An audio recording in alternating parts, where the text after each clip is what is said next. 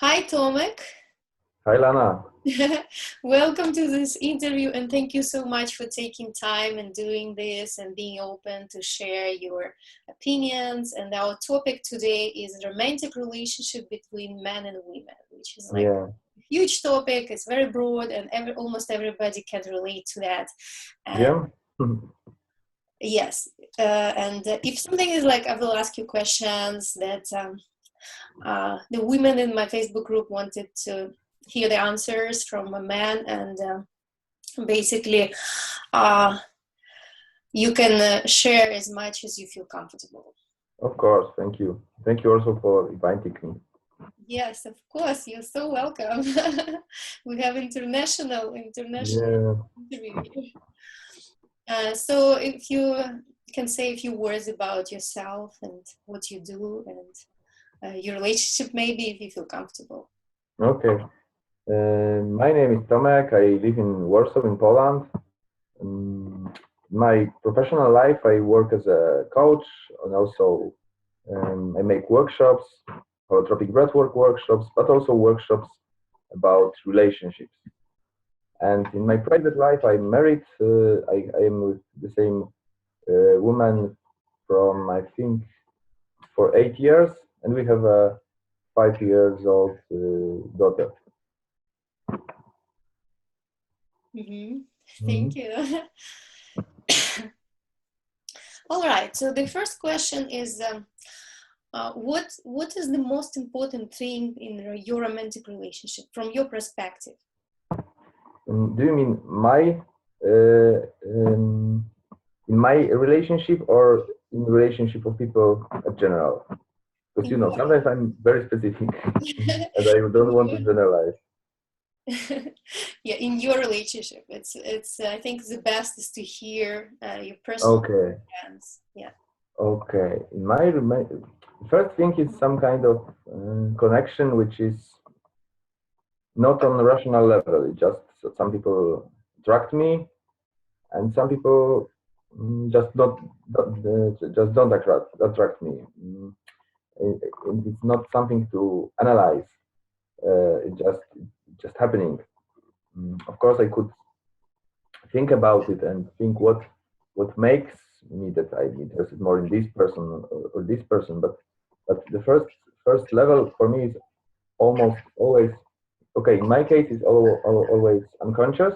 Just I see the person and sometimes I start to talk with person, and then I feel, yeah, I'm interested. I'm interested in the romantic way, or sometimes in the friendly way. That this person could be my friend. But then there is a lot of other, let's say, other stuff going on, because I felt I had the situations that at first moment I was interested in some person, but then when I started to talk, when I started to have relationship with this person, my interests was weaker and weaker. And so for me, is that maybe the most important is some kind of uh, openness, being open to many experiences, to many topics. Also, being open to feedback is maybe the most important thing in my relationship. That we can really evolve. That mm, we don't we are not addicted to the version of relationship which we start from. But Mm-hmm.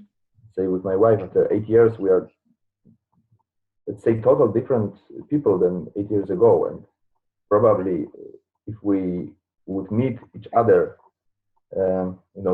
this each other uh, from 8 years ago, we would not be interested in. We would say that this person is immature.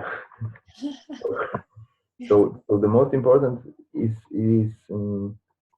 being present and conscious and having ability to evolve, to adjust to new roles. For example, when you have a child, it's totally new reality, new roles, new tasks to do, and new challenges. So this is maybe the most important thing. But also, of course, I have some personal preferences. in my relationship, women have to have the big heart. I think that she has to be interested in some kind of spiritual development. Theoretically, I could imagine that I am with women which doesn't meditate at all, but this is theory. I don't think it's practically possible. Yeah. And also, again, the woman yeah. who doesn't meditate. Hmm? Could you repeat it, please? You said you not be interested in a woman who doesn't meditate, or? Yeah, I said that theoretically I can imagine that I'm in love in a woman who doesn't meditate. Theoretically, I can imagine, but it would be very difficult, I think. The let's say the practice showed me that women which are attractive for me nowadays are always involved in some kind of spiritual activities. It's not about the rituals, but it's about the life attitude. Mm-hmm. So this is important, and for me also very important is to be the person who likes adventures, who likes sometimes intense experiences, who likes to travel, but also going to the parties, but also watching the movies. Many things which gives us strong emotions. Mm-hmm. Mm-hmm. What is the biggest challenge in your relationship? You have a really a long relationship, like relatively long, 8 years. It's yeah. long. So, what was your biggest challenge, or what is the biggest challenge? Mm-hmm. For me, on the relationship level, I think the biggest challenge was that we both have very strong personalities, and that means that we have sometimes our own paths, our own interests, and when we have a conflict, it can be a very big conflict because nobody wants to surrender easily. But also, yeah, so there's also advantages, but sometimes it's challenging that there are two people which really doesn't like to be dominated. So when we start to have a conflict, it can evolve very quickly. But my personal challenge, because of my work on myself, was to see the real person the real person in my wife, and don't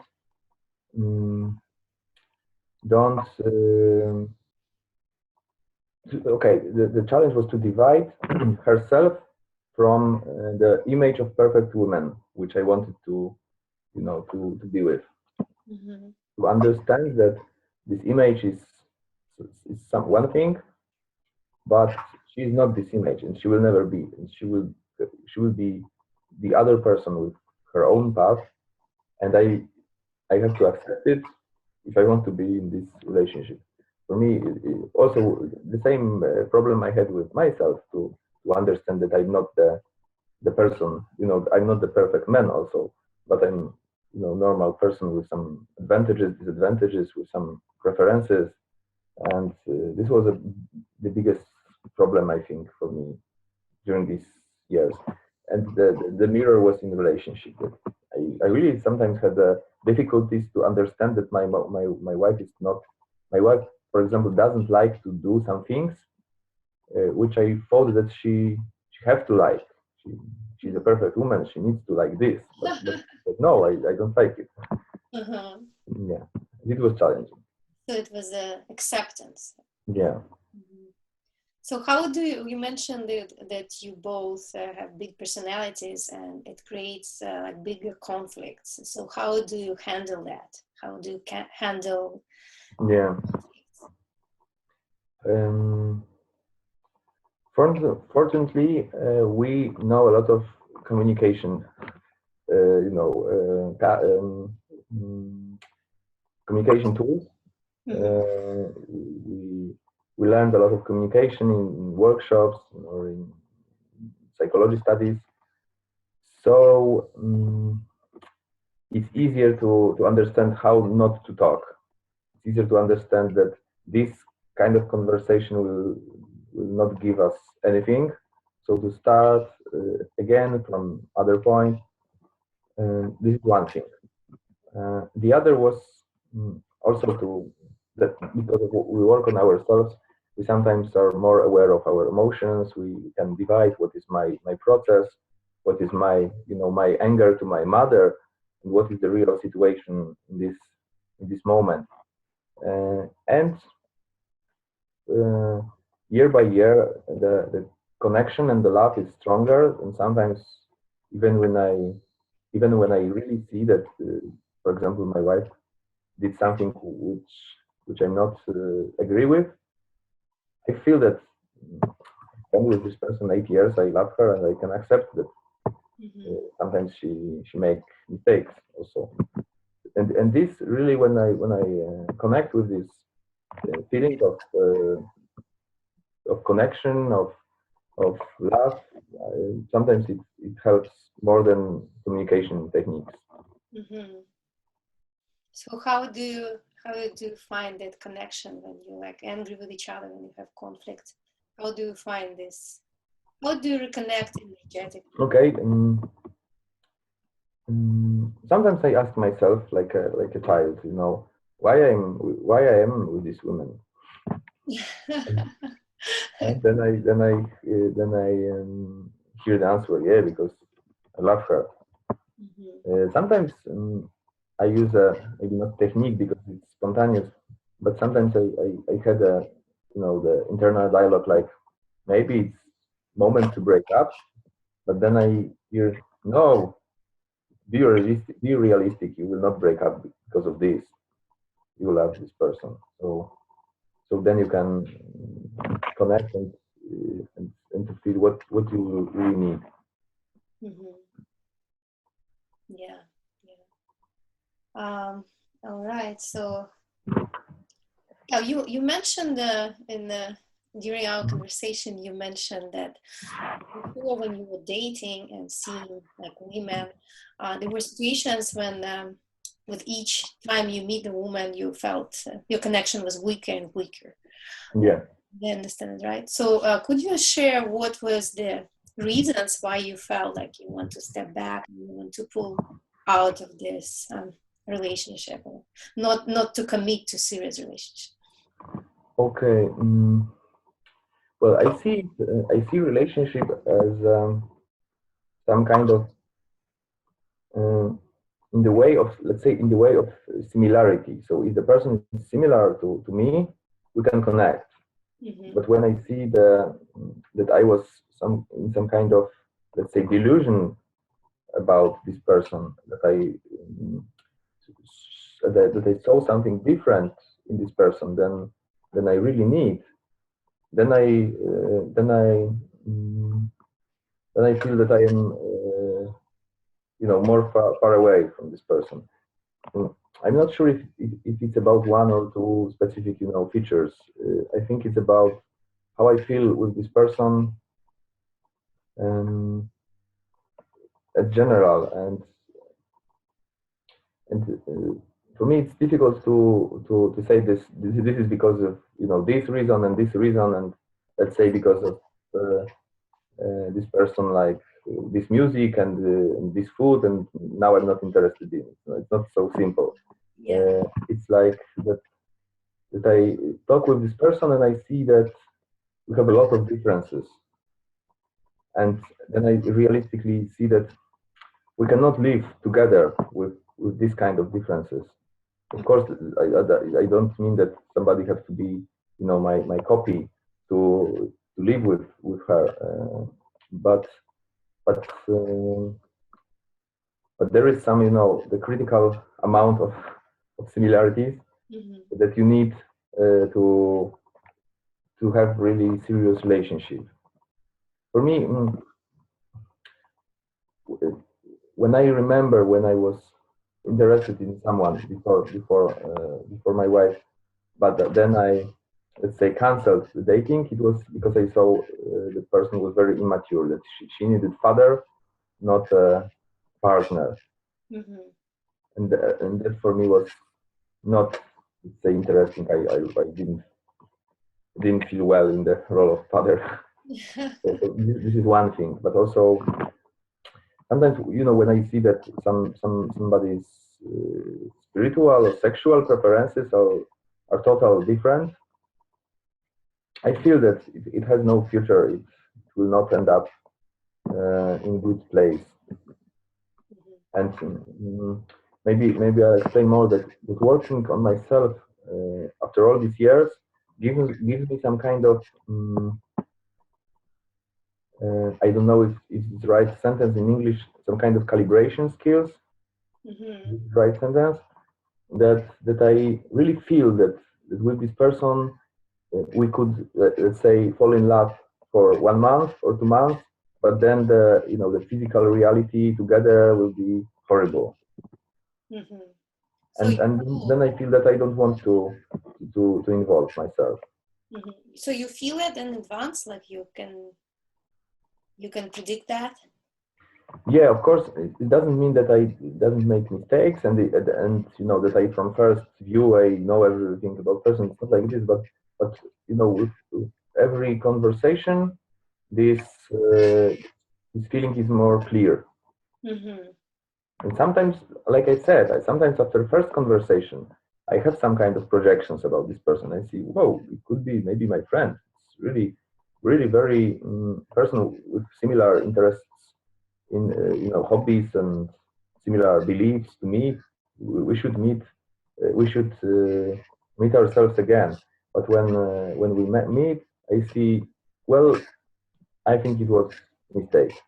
It still can be, some kind of friend or some kind of, let's say, maybe not the closest friend, but still some person which I meet from time to time, go to party or to the walk. But then I feel that it's not from, let's say, not from my story. In the Jungle of Book of the Jungle was the sentence, "We are not the same blood. We don't have the same blood." And I feel this sentence very much. Well, thank you. Another question is about loyalty and commitment in relationship. So how do you understand loyalty and commitment in your relationship, and what kind of agreements you have with your partner about it? Well, this is an interesting question. For sure, the first thing which I thought about is the let's say, agreement about taking care of our baby, our daughter, that we need to divide it. That it's not like that. This day I want to stay in bed, so we have to take care of our daughter. It's some kind of agreement that we do it together, and we have to talk what to do today, how we manage it tomorrow. And when let's say, somebody wants to travel for a week, the other person has to agree. So there's a lot of technical stuff, carrying child or home.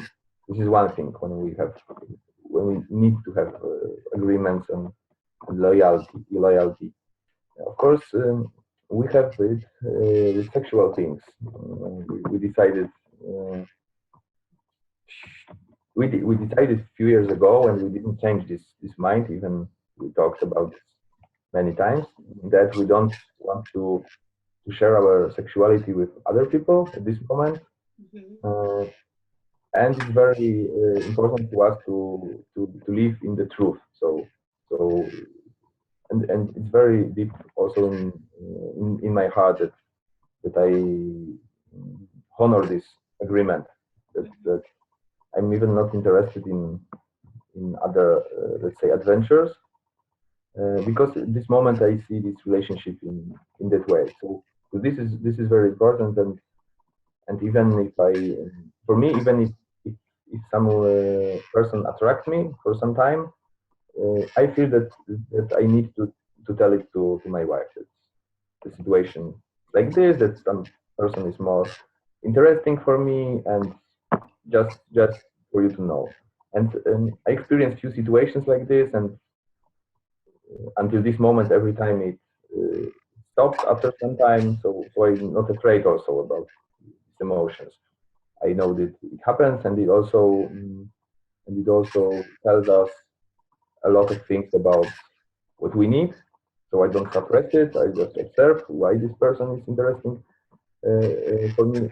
But my rule is that I always tell it to my wife. And I also need that if she has this situation, she also tells me that somebody starts to be interesting for her, and we talk about this. So these are our agreements, and I think these are the most important things. I can't.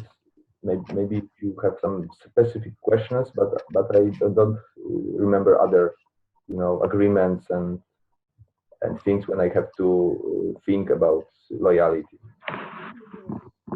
Yeah, that was pretty interesting answer, and I feel not many people are able to speak openly about being attracted to other men and women when they're in a relationship. So how was it easy, or like was it hard for you to arrive to this place where you both feel comfortable with that and No, yeah, you're not not triggered by this intensity, like you're not jealous, or how do you handle the emotional part of it?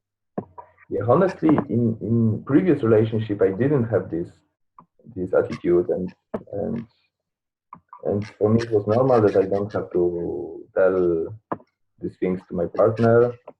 And when I was younger, in other relationships I did few things which I'm not proud of now. But in this relationship, I felt from the beginning that it's very serious. That maybe it's very it's very big chance that this is this relationship. So I want to be really pure, and I want to be honest. I wanted to be honest, but it's not easy.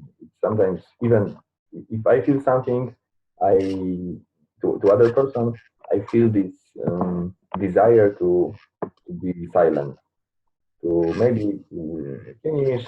Maybe it's no need to talk about this, blah blah blah. But okay, after one day, when it doesn't stop, I think it's good to talk. Um, Also in the other direction, when my wife tells me something about her, connection with other guy, it's not easy. I remember that after first conversation like this, which was many years ago, I was kind of offended, like you shouldn't feel these things because we are in love, blah blah blah. But I really started to appreciate that I can have this kind of communication. It's not pleasant, but still I think it's more pleasant to do it, regularly, let's say daily, and not to have compressed information after some time. Yeah, because when you talk about it, you can work on this, you can do something with this, you can see why did it happen, what is your responsibility for this situation. Because I always notice that these kind of situations from both sides are happening that when we are not in the best connection, when we have a lot of things to do in our daily life, we go in the some kind of zombie mode, doing some things, and then the third person can show us again what is most important in relationship, kind of flow and how can I say it, freshness. And when you see it, you remind, wow, I miss it. I miss it. So I can use this first person as a mirror and use it in my relationship. Wow, that's an interesting approach. Yeah. Beautiful. I have just a couple of more questions, and Yeah. another one is do you personally believe in soulmates or like twin flames? And do you believe Mm. that every person has one, so Yeah. find them? Well, it is one of my favorite questions. I almost made a record in Polish about this. That first, first I believe in some kind of soulmate. Um, Maybe because when I first time saw my wife when we were 15, I felt this is my wife. Oh wow, you had. Yeah, yeah. And I felt with a few other friends or people that this is a very important person for me from the first or almost first view. And I believe, and when I work with people in individual sessions or holotropic breathwork, I heard amazing stories about soulmates and how they met and how almost impossible were for these people to meet, but when they met, they did amazing things. So I believe that there is something, let's say, maybe not like fate, but there is some energy stronger than us, which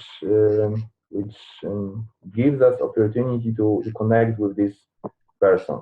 Also, I worked many times on transpersonal levels when I felt that with these people there is some kind of, let's say, karmic connection, and it's very important and it's stronger than me. I cannot, I may try to stop it, but it's too strong. I only can work with this relationship, transform it, and see what will happen. But still, there are some points which are very important for me. At first, I don't believe in one person. I'm not the fan of the description twins, because it means that you have only one person. I had this illusion when I was 21 that I met my twin flame, Uh-huh. and if our relation is destroying now, uh, it means the end of my life. Mm-hmm. Or but and I really felt after this, it was more than 10 years ago, I really felt that this relationship was very important. That was some kind of karmic relationships, and it was totally different than every other relationship. Only relationship with my wife is on this level, Mm-hmm. or even deeper. But only relationship of my wife, let's say, goes to this level of depth. Uh, but still, it was 10 years ago. Now I don't need this person to live at all. So I believe that every one of us have at least maybe 3, 4 people like this, maybe more possibilities. But when we choose one person, the other possibilities are closed. I don't know, but what I'm really sure of, that we have more than one possibility, Mm-hmm. and the belief in one perfect partner is some kind of big spiritual illusions for me. The other thing is that this kind of belief can show us that we are not complete, because we need this twin flame, because we didn't achieve this goal to meet this special person. But it's also not the truth. We are complete. We can be total complete even being alone, and this is good place to start to build relationship, not with the place that only half of me is complete and I need my other half Mm-hmm. of me. I also doesn't believe in this. And also I felt, I saw many times illusion in the spiritual communities that all my problems are because I didn't met this special partner. And when I meet this special partner, all of my problems will disappear. But it's not the true. Okay, of course, if you didn't met this partner, your relationship can be more difficult, and your life is more difficult. But even when you meet this your soulmate, you will have, after some short time of being in love, you will have a lot of challenges. Mm-hmm. Also, with the big topic, how to ground this soulmate in physical reality with two persons, with different childhood, different families, different family habits, different sex, different sometimes hobbies, and how to live with this. So even having a soulmate, we had with my wife perfect time when we were in love, first month or even years. After sometimes we need to work on the most basic things like how to clean our house, who will do this and who will do this. Nothing romantic in this. So I don't believe in this idea that you need this soulmate to be full. Also, what we sometimes call soulmate, it's unsolved karmic relationship, and when you work with this, sometimes you finish with some of your colleagues, and then you never meet this person again, or you have very normal relationship with this person. But still, to be optimistic, at the end, still I believe that we can meet our soulmate, we can fall in love, we can spend life with this person, but just needs a lot of work. Yeah, totally. I agree. Yeah, you basically answered some other questions. They were interconnected, but I didn't need to ask you, so Good, thanks. Perfect. So the last question or comment I'd like to ask you to give to women and maybe men who will watch this interview, who are still single and who are looking for the right partners, for life partners. What kind of message would you like to give them? Okay, this is also a nice question. I would say I would compare it. Maybe it will be funny, but I would compare it to the business metaphor. When you work on your business, you have to work on your product and you have to work on your marketing. So in relationship, let's start with the second one. Let's say I'm talking to women. If you are looking for the man, you need to know what is your target. So what is the man you look for, and to describe it on paper, on computer, really with details. How does this man behave? What are his values? What are his hobbies also? So when because many women or men doesn't have specific maybe the specific expectations. I mean that they have it, but they don't. They are not aware of these expectations. So they go to the date without any idea what they are looking for. But if you have experience, and I believe that many women which are listening to this interview have many experiences, even from school and first dating with boys, what they like and what they doesn't like, what they don't like.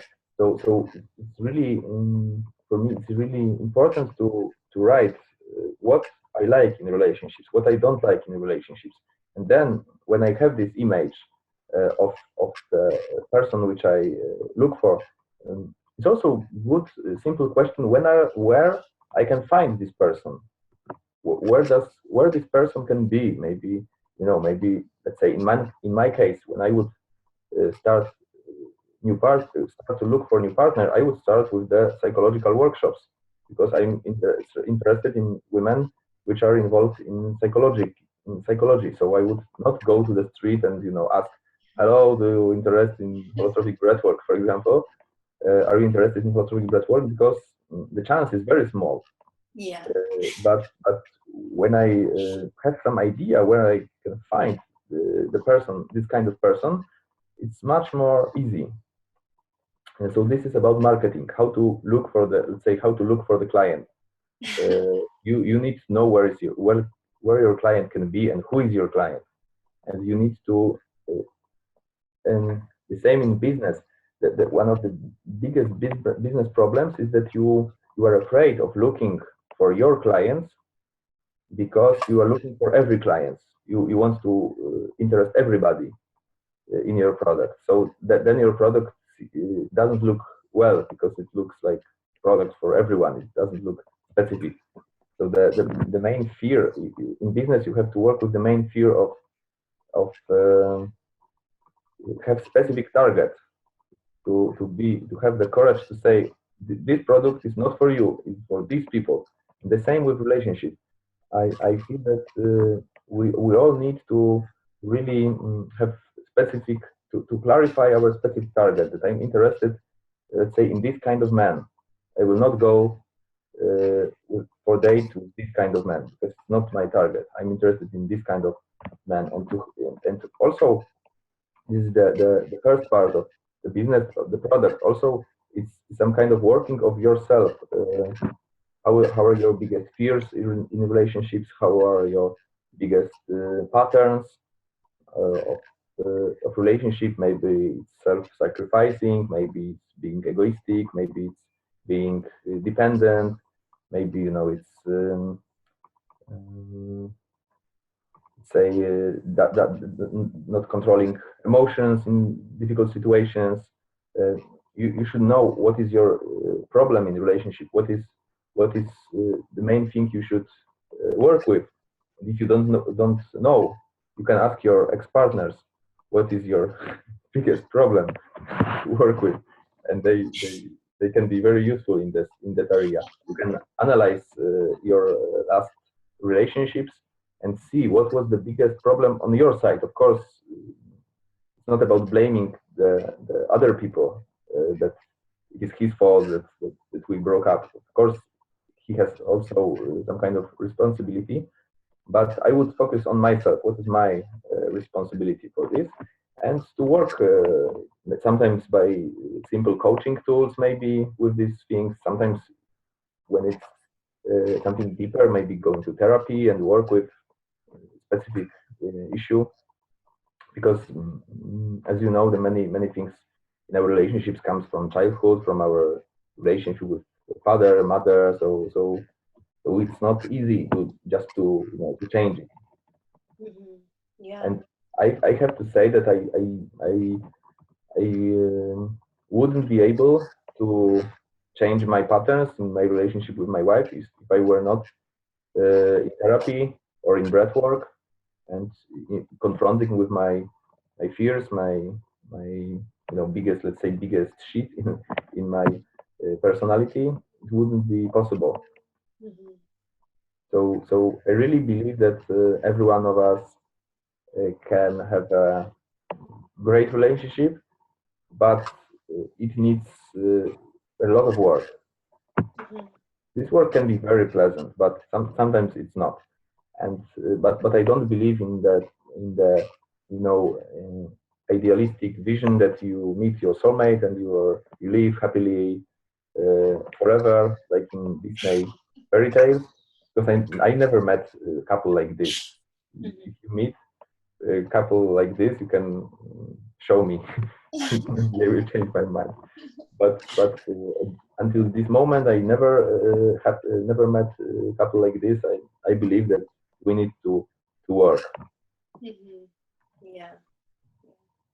Totally. That's a great advice. That's a great insights. I loved your metaphors and comparisons, and it's fun and fresh and available to understand. So yeah, thank you so much for sharing, being honest, and sharing your own experience and bringing in your expertise as you work on this field as well yourself, being a coach and specifically a relationship coach. So that's very valuable, and I believe everybody will totally enjoy this interview and gain their own insights and ideas and maybe some tools, get an idea about the tools they can use.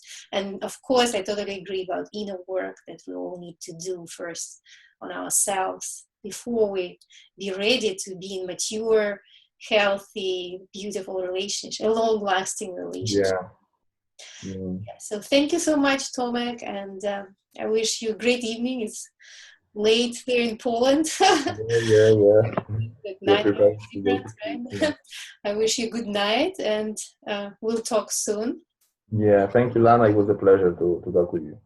Yeah, thank you. Yeah.